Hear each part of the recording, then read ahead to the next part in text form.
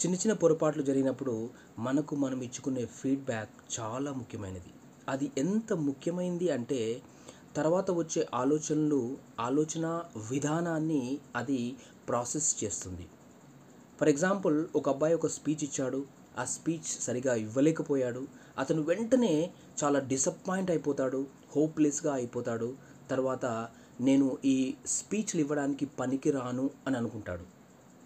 అలా అనుకున్నప్పుడు తన బ్రెయిన్ దాన్ని యాజ్ ఇట్ ఈజ్‌గా తీసుకుంటుంది. అది నిజమని నమ్మి యాజ్ ఇట్ ఈజ్‌గా తీసుకొని ఆ తర్వాత వచ్చే ఆలోచనలన్నింటినీ కూడా అదే విధంగా ఇస్తుంది. నువ్వు స్పీచ్‌కు పనికిరావు.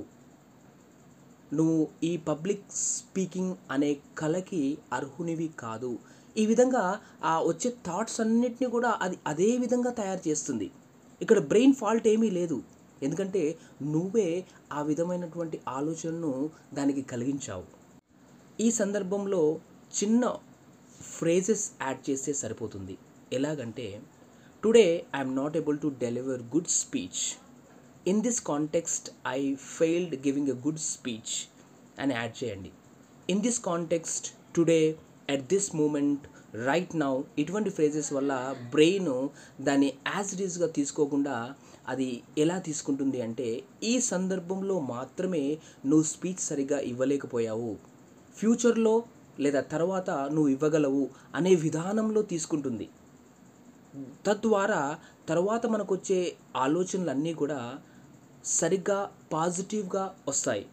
సో ఈ విధంగా మన ఆలోచన విధానంలో చిన్న మార్పులు చేయడం ద్వారా మనము పాజిటివ్ థింకింగ్ అనే విధానాన్ని చాలా చక్కగా అలవాటు చేసుకోవచ్చు. ఎందుకంటే ఒకరోజు బాగా లేనంత మాత్రాన సంవత్సరం మొత్తం అలాగే ఉండదు.